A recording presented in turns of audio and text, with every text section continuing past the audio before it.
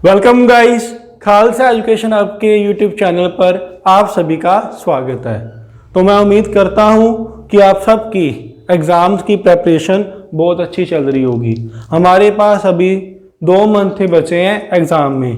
तो guys please, ये बहुत प्रीशियस टाइम है, आप इसको ज़रूर यूटिलाइज़ कीजिए। बिकॉज इसी टाइम को अगर आपने यूटिलाइज़ किया तो यही आपकी परसेंटेज को इंक्रीज़ करेगा। तो आज की इस वीडियो में हम 12th क्लास के इकोनॉमिक्स का मोस्ट इम्पॉर्टेंट चैप्टर, जो एग्ज़ाम में भी बहुत वेटेज रखता है, उसको रिवाइज करेंगे।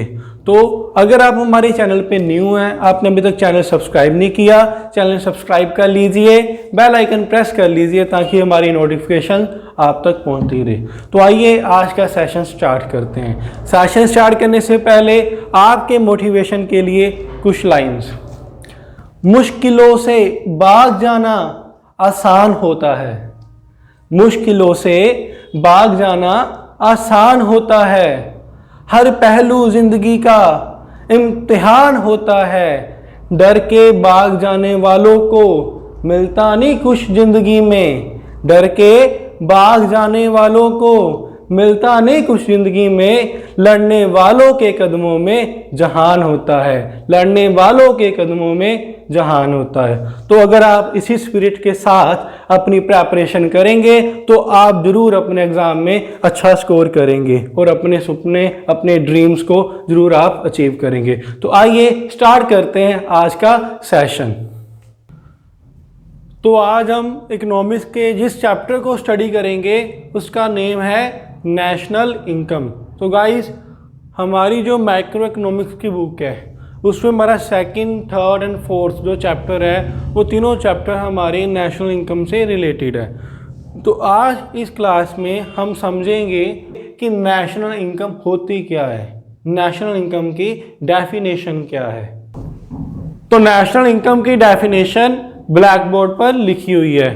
तो गाइस, इस डेफिनेशन को समझने से पहले इकोनॉमिक्स जैसे थ्योरेटिकल सब्जेक्ट को, जिसमें डेफिनेशंस बहुत जाता है, हमें लर्निंग बहुत करनी पड़ती है, उसको कैसे हम इजी वे में लर्न करके रख सकते हैं, कैसे हम उसको अपनी मेमोरी में रिटेन कर सकते हैं। तो एक सिंपल सोल्यूशन है, अगर कोई डेफिनेशन है जो आपको नहीं लर्न हो रही तो आप क्या करो, उसमें से कुछ अपने वर्ड्स निकाल लो और आप उस वर्ड्स को लर्न कर लो, तो डेफिनेशन आपको बहुत इजीली लर्न हो जाएगी। तो ऐसे ही मैंने किया है। मैंने जो नेशनल इनकम की डेफिनेशन है उसको 4 पार्ट में डिवाइड कर दिया है। तो आइए रीड आउट करते हैं नेशनल इनकम होती क्या है। So national income is some total of factor income earned by normal resident of a country during an accounting year. तो इसमें 4 वर्ड कौन से हैं? Sum total, factor income, normal resident, accounting year. ये 4 word हमने समझने हैं। तो यही इसकी डेफिनेशन है। तो एक बार दोबारा डेफिनेशन रिकॉल करते हैं। National income is the some total of factor income earned by normal resident of a country during an accounting year. तो आइए समझते हैं क्या है। सबसे पहले हमारा वर्ड है sum total. Sum total means जितने भी पर्सन है उन सब की इनकम को टोटल कर दे तो वो बन जाती है सम टोटल। जैसे फॉर एग्जांपल मेरी फैमिली में हम 4 पर्सन हैं, तो सभी अपना काम करते हैं, सभी कमाई कर रहे हैं। तो उन 4 जानों की जब हम इनकम को टोटल कर दे तो वो क्या बन जाएगी? फैमिली की इनकम। तो क्या बोलेंगे उसको? Sum total. कि जब हमने अलग अलग पर्सन की इनकम को टोटल कर दिया, एग्रीगेट उठा लिया, तो वो क्या कहलाता है? Sum total. तो नेशनल इनकम क्या है? Sum total. अब किसका सम टोटल? हम किसको कैलकुलेट करें, किसका टोटल लगाएं? तो किसका टोटल लगाएंगे? Factor income. जो फैक्टर इनकम अर्न हुई है उसका टोटल को क्या बोलते हैं? National income. घबराइए मत, किसी को भी मे भी हो सकता है फैक्टर इनकम ना पता होती क्या है, हम इसको भी डिस्कस करेंगे। आगे बढ़ते हैं। हमें अभी तक ये पता चला है कि नेशनल इनकम किसको कहते हैं? जो फैक्टर इनकम अर्न हुई है उसके टोटल को क्या बोलते हैं? National income. अभी ये कमाएगा कौन? हम बोल रहे हैं इनकम। किसकी income? Earned by normal resident of a country, means जो कंट्री के नॉर्मल रेजिडेंट है। अभी जो वर्ड न्यू है नॉर्मल रेजिडेंट, इसको भी हम आगे डिस्कस करेंगे। पहले for the sake of the definition हम इसको ऐसे ही रीड आउट करते हैं, क्या कि एक कंट्री के जो नॉर्मल रेजिडेंट है उन्होंने जितनी फैक्टर इनकम अर्न की है उस फैक्टर इनकम के टोटल को क्या बोलते हैं? National income. तो आगे पढ़ते हैं, आगे क्या गिवन है? During an accounting year, means एक साल के दौरान एक कंट्री के नॉर्मल रेजिडेंट ने जितनी फैक्टर इनकम अर्न की है उसके टोटल को क्या बोलते हैं? National income. चलिए मेरे साथ एक बार डेफिनेशन रिकॉल कीजिए। National income is the sum total of factor income earned by normal resident of a country during an accounting year. Yes, तो आइए अभी हमारे जो कीवर्ड्स हैं उनको हम डिटेल में डिस्कस करेंगे। सबसे पहले मार्क कर लेते हैं हमारे पास कीवर्ड कौन से हैं। पहला कीवर्ड है हमारे पास सम टोटल, जो तो हमें पता चल ही गया है, एग्रीगेट को बोलते हैं। सेकंड है फैक्टर इनकम, थर्ड है normal resident of a country and fourth है अकाउंटिंग ईयर।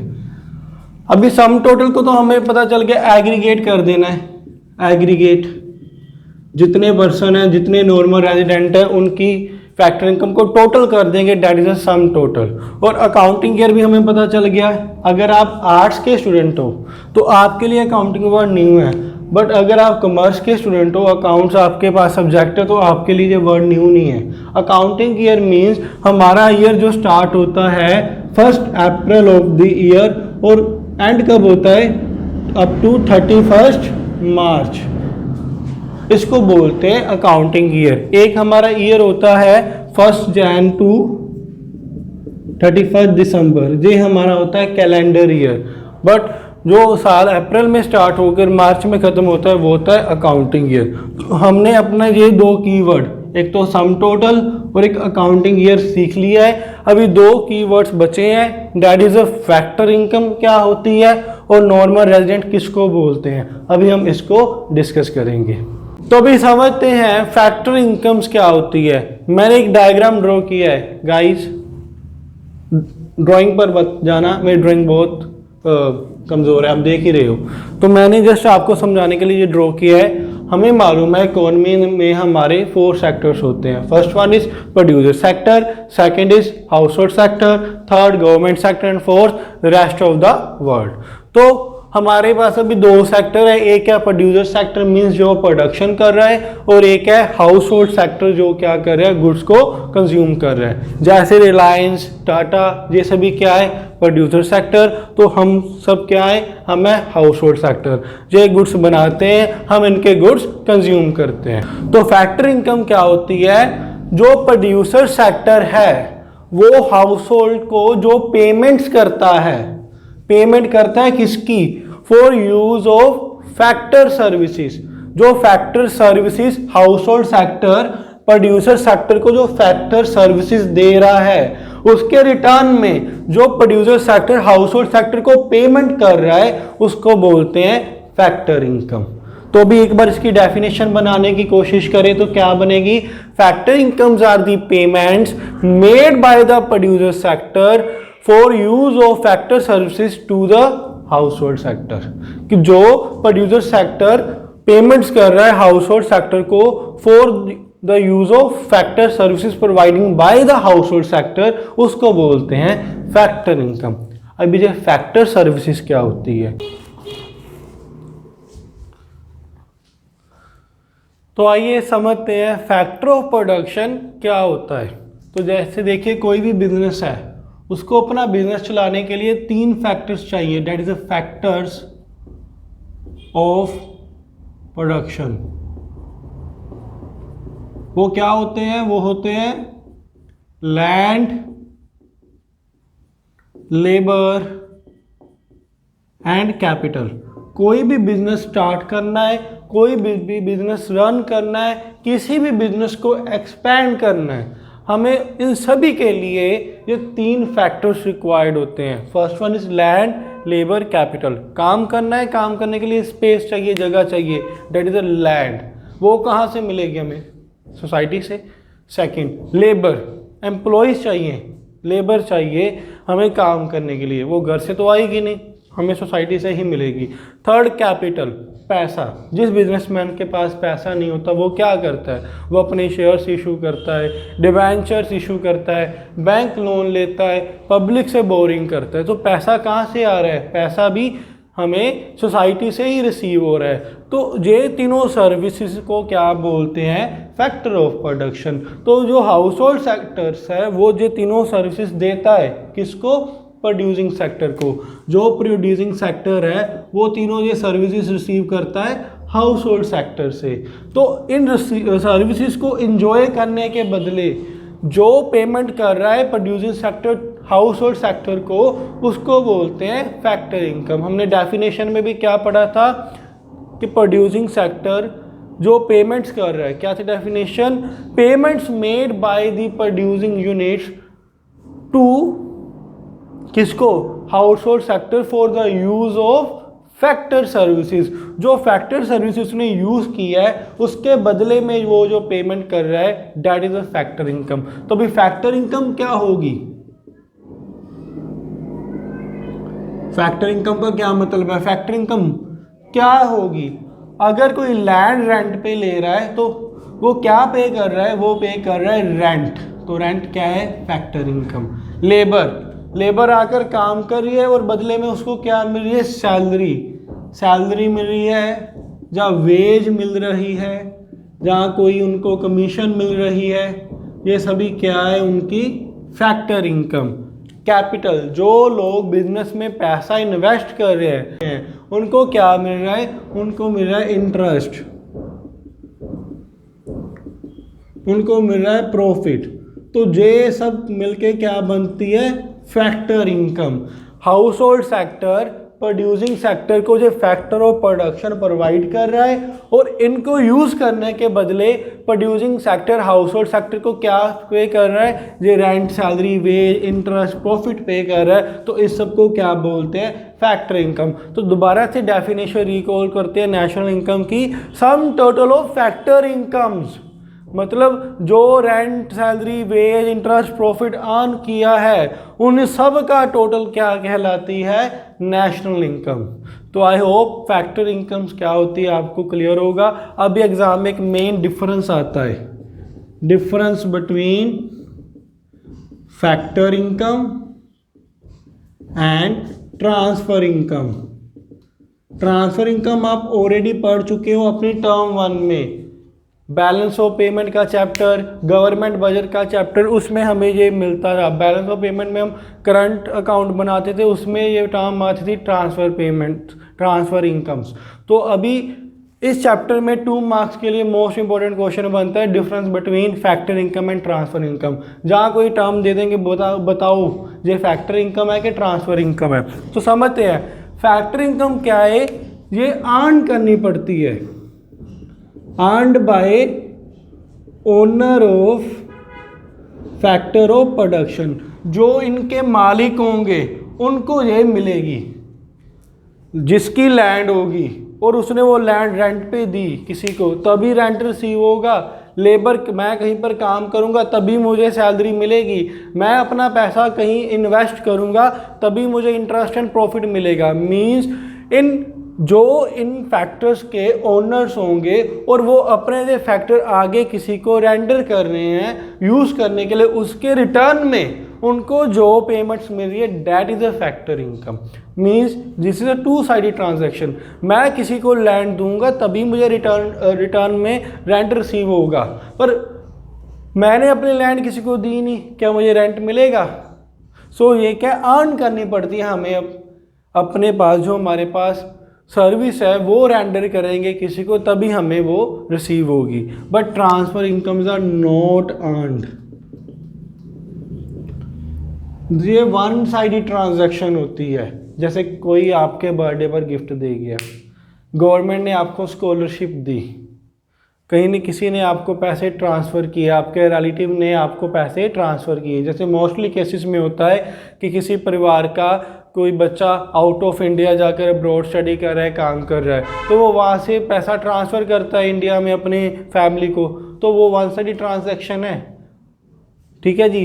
तो आपको गिफ्ट मिला, आपने बदले में गिफ्ट दिया, जहाँ आप पहले गिफ्ट दोगे तभी आपको गिफ्ट मिलेगा, जहाँ आप पहले स्कॉलरशिप दोगे तभी आपको स्कॉलरशिप मिलेगी। गवर्नमेंट ने आपको स्कॉलरशिप दी, इन रिटर्न आपने गवर्नमेंट को कुछ पे किया या कुछ दिया? नहीं ना। तो ये है ट्रांसफ़र इनकम कि इसके रिटर्न में आपको कुछ पेमेंट नहीं करनी पड़ेगी, कुछ नहीं देना पड़ेगा, जो वन साइड ट्रांजैक्शन है। पर जो फैक्टर इनकम होगी, आप फैक्टर ऑफ प्रोडक्शन पहले दोगे तभी आपको रिसीव होगी। So this is the difference between factor income और transfer income. For example old age pension की गल करें, ओल्ड एज पेंशन जो होती है वो किनको मिलती है? जिनकी एज 55 से अबव हो जाए उनको गवर्नमेंट क्या करती है? मंथली ओल्ड एज पेंशन दे रही है। तो वो सभी लोग क्या गवर्नमेंट को इन रिटर्न में कुछ दे रहे हैं? नहीं। तो ये क्या है? ये फैक्टर इनकम है कि ट्रांसफर इनकम है? This is a transfer income, but a company pays dividend to his shareholder. जहाँ एक और इजीली समझते हैं, a company pay salary to his employees. Company ने एम्प्लॉइज़ को सैलरी दी, फ्री में तो नहीं दी होगी ना, पहले पूरा मंथ उन वर्कर्स ने, उन एम्प्लॉइज़ ने काम किया कंपनी के लिए, तभी जाकर उनको वो सैलरी मिल रही है। So this is a factor income. तो आई होप आपको अच्छी तरह से समझ आ गया होगा। आइए एक बार फिर से रिकॉल कर लेते हैं। National income is the sum total of factor incomes earned by the normal resident of a country during an accounting year. और एंड फैक्टर इनकम क्या होती है? Payments made by the producing unit to the household unit for the use of factor services. तो अब हमारे पास हमारा last keyword बचा है, that is a normal resident of a country. अभी नॉर्मल रेजिडेंट किसको बोलते हैं कंट्री को? सबसे पहले दो टर्म्स होते हैं, एक होता है रेजिडेंट, एक होता है सिटीजन। सिटीजन का मतलब होता है वो जिस देश में उसका जन्म हुआ, वो जिस देश का नागरिक है, उसको बोलते हैं सिटीजन। बट रेजिडेंट मतलब वो कहाँ पर रह रहा है, वो कहाँ पर उसका काम चल रहा है, उसको बोलते हैं रेजिडेंस। तो अभी नॉर्मल रेजिडेंट कौन है? अभी हम कैसे पता करेंगे कि ये पर्सन नॉर्मल रेजिडेंट है और नहीं है, और क्या है टर्म्स? आइए पढ़ते हैं। सबसे पहले क्या है? Normal resident of a country वो होगा जो ये दो कंडीशंस फुलफिल करेगा। फर्स्ट कंडीशन इज वो ordinary resides in the country concerned and whose center of economic interest lies in that country। सबसे पहले इसको समझते हैं, what is this? Who ordinary resides in the country concerned का क्या मतलब है? मीन्स कोई पर्सन अगर किसी कंट्री में, वो अगर हमारे देश में, इंडिया में period for more than 1 year और इक्वल टू 1 ईयर, मीन्स वो 1 साल या 1 साल से ज़्यादा कोई पर्सन इंडिया में रहता है, वो क्या है? Normal resident. पर साथ में सेकंड कंडीशन भी फुलफिल करनी है। ये नहीं कि बस वो 1 साल से इंडिया में रह रहा है तो वो नॉर्मल रेजिडेंट नहीं, सेकंड कंडीशन भी पढ़िए और उसको भी फुलफिल कीजिए। ये दोनों कंडीशन फुलफिल होगी तभी वो रेजिडेंट कहलाएगा।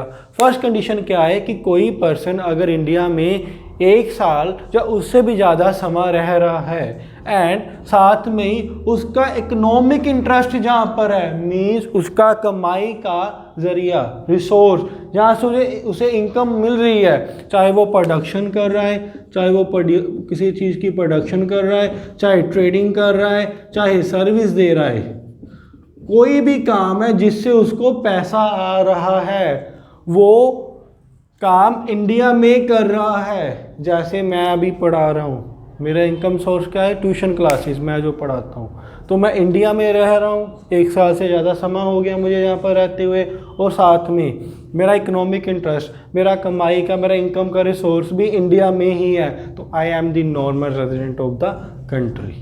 तो क्या दोबारा से रिकॉल करते हैं, कोई भी पर्सन मोर देन 1 ईयर और इक्वल टू 1 ईयर इंडिया में रहता है and whose economic interest lies in that country, जिससे उसको कमाई होती है, उसकी इनकम जनरेट होती है, वो इंडिया में है, उसको बोलते हैं नॉर्मल रेजिडेंट। तो इसी के साथ हमारी नेशनल इनकम की डेफिनेशन क्लियर होती है।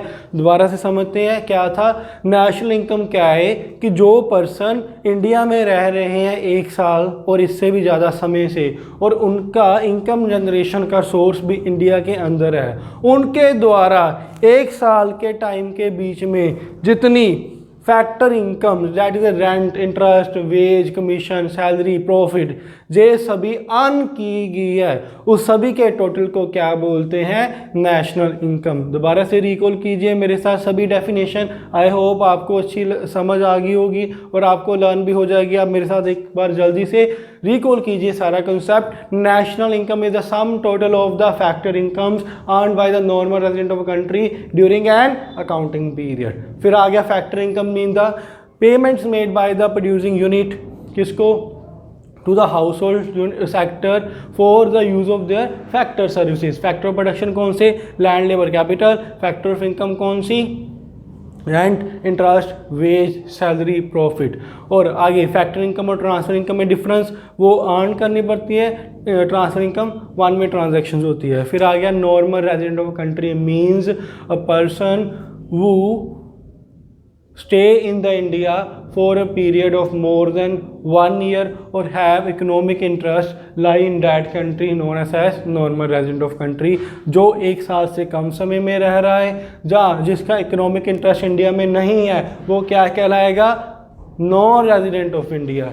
और इसके बाद 4th पॉइंट था अकाउंटिंग ईयर। साल हमारा कहाँ से शुरू होता है? 1 अप्रैल टू 31 मार्च। तो गाइस इसी के साथ हमारा आज का ये सेशन कंप्लीट होता है। नेक्स्ट वीडियो में मैं आपको बताऊंगा इसके अगले कॉन्सेप्ट, जैसे difference between domestic income and national income, और साथ में ही जो सभी फॉर्मूलाज है इस चैप्टर के, GDP at MP, GDP at FC, NNP, NDP, इन सबको कैसे कैलकुलेट करना है, एक शॉर्ट ट्रिक दूंगा कि आप कभी भी नहीं भूल पाओगे, आप कभी भी कंफ्यूज नहीं हो पाओगे कि जीडीपी गिवन है, एनडीपी कैसे निकालनी है। तो गाइस अगर वीडियो पसंद आई है तो शेयर ज़रूर कीजिए, लाइक कीजिए, कमेंट कीजिए, हमें अपना फीडबैक ज़रूर दीजिए और हमारे चैनल को सब्सक्राइब कीजिए, क्योंकि मैं अब से आपको इकोनॉमिक्स की फुल रिवीजन वीडियोस अपने इस चैनल पे प्रोवाइड करवाऊंगा, ताकि आप अपने एग्ज़ाम में और अच्छा स्कोर कर पाए। और साथ में नेशनल इनकम के हम प्रैक्टिकल क्वेश्चंस को भी रिवाइज करेंगे। मैं आपको उसके यहाँ पर रिवीजन भी करवाऊंगा जो एनसीईआरटी की बुक्स में क्वेश्चंस गिवन है। तो गाइस स्टे कनेक्टेड, चैनल को सब्सक्राइब करिए और अपने फ्रेंड्स के साथ शेयर कीजिए। Thank you.